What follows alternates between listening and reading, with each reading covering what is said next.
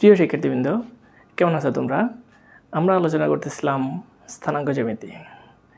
Last ক্লাসে আমরা এই চ্যাপ্টারের অন্তর্বিভক্তকরণ সূত্র কীভাবে আসে ফর্মুলাগুলো আমরা দেখিয়েছিলাম এবং একটা উদাহরণও দিয়েছিলাম। আজকের ক্লাসে আমরা বহির্বিভক্তকরণ সূত্র আলোচনা করব এবং অন্তর্বিভক্তকরণ সূত্রে যদি তোমাদের কোনো প্রশ্ন থেকে থাকে এটা আমাকে কমেন্ট বক্সে জানাবে প্রিয় শিক্ষার্থীবৃন্দ, আমি তোমাদের অ্যান্সার করব। তো প্রিয় শিক্ষার্থীবৃন্দ, শুরু করা যাক। দেখো প্রিয় শিক্ষার্থীবৃন্দ, বহির্বিভক্তকরণ সূত্র। এই বহির্বিভক্তকরণ ফর্মুলা করানোর জন্য আমরা এখানে কি করছি, একটা ফিগার ড্র করছি। এই যে পিকিউ রেখাংশটা এই রেখাংশটাকে আর বিন্দুটা বহির্বিভক্ত করেছে। আমাদের লাস্ট ক্লাসে আর বিন্দুটা ছিল পিকিউ এর অভ্যন্তরে, বাট এইখানে দেখা যাচ্ছে আর বিন্দুটা হচ্ছে পিকিউ এর বাহিরে।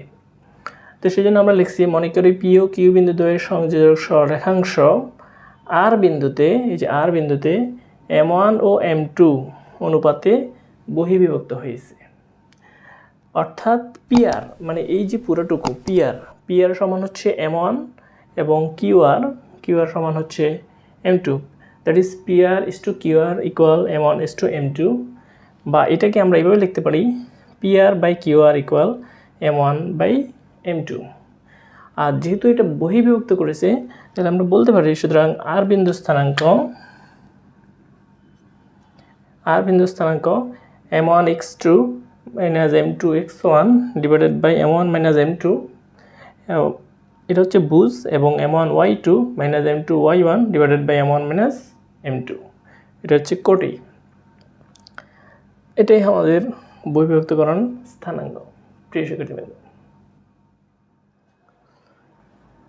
দেখো প্রিয় শিক্ষার্থীবৃন্দ, আমরা 6 - 12 - 5 বিন্দু দ্বয়ের সংযোজক সরলরেখাংশকে যে বিন্দুটি 2:3 অনুপাতে বহির্বিভক্ত করে তার স্থানাঙ্ক নির্ণয় করো।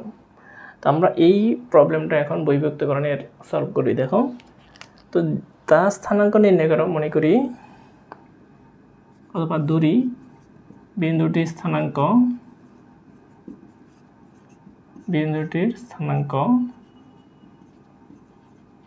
xy। সুতরাং x ইকুয়াল টু, এটা M1x2, আমাদের M1 হচ্ছে 2, M2 হচ্ছে 3, তাহলে 2 - 3, M1x2, x2 মানে -7, মাইনাস M2 মানে 3, x1 মানে 6, এটা হচ্ছে x, আর y সমান হবে 2 - 3 M1y2 মানে হচ্ছে আমাদের 5, মাইনাস M2y1 হচ্ছে -2। তাহলে দেখো, -1 -14 -18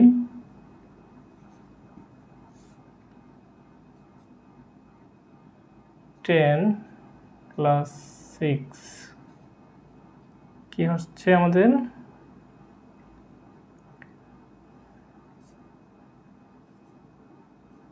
-32 বাই -1, y ইকুয়াল টু আসতেছে 16 by -1। therefore x, y equal